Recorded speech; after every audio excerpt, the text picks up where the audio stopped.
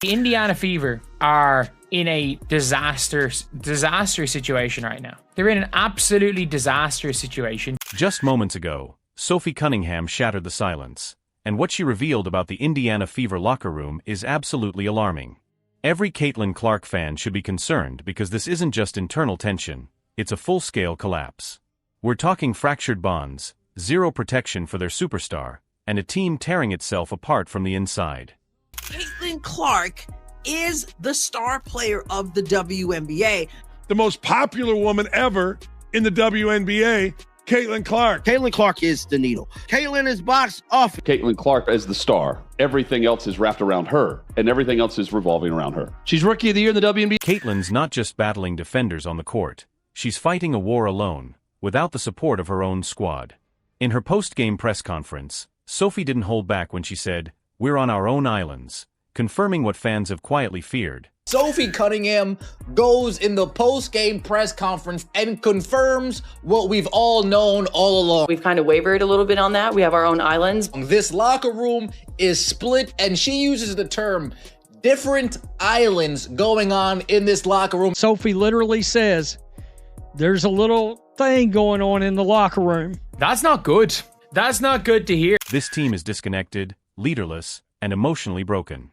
There's no unity, no trust, and no one standing up for Caitlin Clark, a once-in-a-generation talent left completely exposed. There's one really concerning thing that Sophie Cunningham said. I think that we've kind of wavered a little bit on that. We have our own island. It's been a disaster. The good teams can keep the locker room together. In moments when she's fouled hard or knocked down, no one responds, no one rushes in, it's silence. And when Sophie pointed out they allowed 35 points in a single quarter, it wasn't just a stat, it was a warning flare. This is a team lacking discipline, accountability, and heart. And the chaos? It goes deeper. Sophie Cunningham, in the post-game interview, speaks on this team and the islands within the locker. Insiders are pointing fingers at the decisions surrounding DeWanna Bonner, who was handed a max contract but brought tension, not leadership. Her abrupt release shocked many, but sources say it was a desperate move to stop the bleeding. Then there's Natasha Howard, a player whose energy, effort, and locker room presence have been called into question by both fans and analysts. One of the fractures was a DeWanna Bonner group off to the side. Her loyalty to opponents seems stronger than to her own teammates. Even when Caitlin, Aliyah Boston, or Sophie are knocked to the floor, she offers no reaction, no help, nothing. Yet she continues to get big minutes, which many believe is due to her past connection with head coach Stephanie White. A clear sign that politics, not performance, is running the show. Caitlin Clark, plasters over all the cracks. She realistically plasters over all the cracks of this team. This team is not structured well.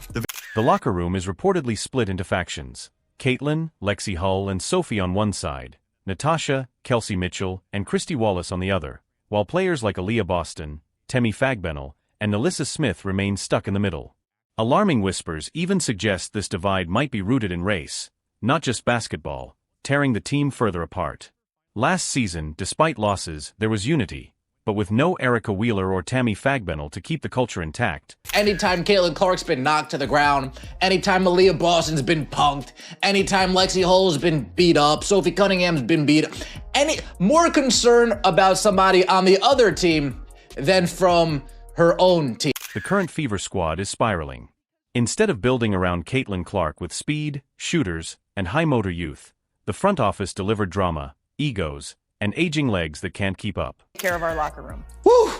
You did a shit job at that. No one likes us, right? So everyone in our locker room, that's the only type of people that we have that we can lean on. And we got to be better in that area. We have got to stay disciplined. We have to stay focused. We need to get consistent, and we got to lean on each other. And I think that we've kind of wavered a little bit on that. We have our own islands, but as one of the leaders on the team, I got to do a better job of grouping people. When Sophie says we wavered, what she really means is they failed Caitlin. They brought in the wrong pieces and are now watching the destruction unfold. If things don't change fast, this won't just cost the Fever a playoff run. It could cost them Caitlin Clark's trust altogether.